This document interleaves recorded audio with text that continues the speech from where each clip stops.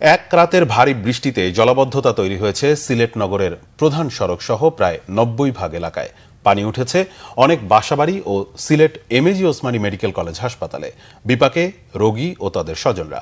এদিকে ৭ উপজেলায় বন্যা পরিস্থিতি অপরিবর্তিত রয়েছে, সংকটে দুর্গতরা। সিলেট থেকে দীপু সিদ্দিকীর পাঠানো তথ্য ছবিতে ডেস্ক রিপোর্ট। রবিবার মধ্যরাত থেকে সোমবার সকাল পর্যন্ত টানা বৃষ্টিতে জলাবদ্ধতা তৈরি হয়েছে সিলেট নগরীর নিচু এলাকায়। জেলার প্রধান চিকিৎসা সেবা কেন্দ্র Sylhet MAG Osmani medical college হাসপাতালেও পানি ঢুকেছে। ব্যাহত হচ্ছে চিকিৎসা সেবা। বিপাকে রোগী ও তাদের স্বজনরা। নদ নদীর পানি কমছে ধীর গতিতে। সুরমা ও কুশিয়ারা সহ বিভিন্ন নদীর পানি ১ থেকে ২ সেন্টিমিটার কমেছে। এতে আশ্রয় কেন্দ্রে অবস্থানরতদের ফেরার প্রতীক্ষা দীর্ঘায়িত হচ্ছে।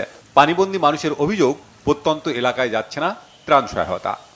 পানির অবস্থা তো গরু খাঁদা তাই পানি তো আমরা ওলা বই রয়েছি আল্লাহ আল্লাহ করে আর এখন বর্তমানে কিছু একটা রোদ উঠছে, জানে একটা শান্তি আইছে। আমার অনেক বাড়িঘর বুড়াই গেছে, প্রচুর বাড়িঘর বুড়াই গেছে। আপনার ঘূর্ণিঝড়, হালকা ঘূর্ণিঝড় আসিল, অনেক ক্ষতি হয়ে গেছে। ওখানে কোনো নেতা কর্মী এই গ্রামও আসেও নাই, দেখেও নাই। পানি এখন বর্তমানে স্থিতিশীল আছে, কোনো বাড়েও নাই, কমে নাই।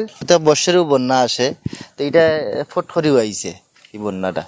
এক রাইতে মারছে বন্যাটা। যারা কিছু উপরে দিয়ে আছে এরা বাওরা আছে, আমার দিকে যারা আছে এরা তো ডুবিয়া গেছে। পানি উঠে আর খিলা চলি আর তো আল্লাহ আল্লাহ ভরসা। বন্যার্তদের মাঝে ত্রাণ বিতরণ করছে উপজেলা প্রশাসন, যদিও প্রয়োজনের তুলনায় তা অনেক কম। শুকনা খাবার দেওয়া হয়েছে অনেক জায়গায়, আর ত্রাণ হিসেবে আপনার চাল দেওয়া হচ্ছে। আমাদের কাছে যথেষ্ট খাদ্য মজুদ আছে। একটু কালকে খারাপ ছিল, কালকের চেয়ে আজকে একটু ভালো আছে, পানি কমছে। উজানে ভারত থেকে নেমে আসা পাহাড়ি ঢল ও ভারী বর্ষণে ২৯ মে থেকে সিলেটের গোয়াইনঘাট, কানাইঘাট, জৈন্তাপুর, কোম্পানিগঞ্জ, জকিগঞ্জ ছাড়াও বিয়ানীবাজার, গোলাপগঞ্জ ও সিলেট সদর উপজেলার লাখ লাখ মানুষ বন্যা কবলিত। দুর্গত এলাকাগুলোতে খোলা হয়েছে ৫৪৭টি আশ্রয় কেন্দ্র। বাংলাভিশন নিউজ।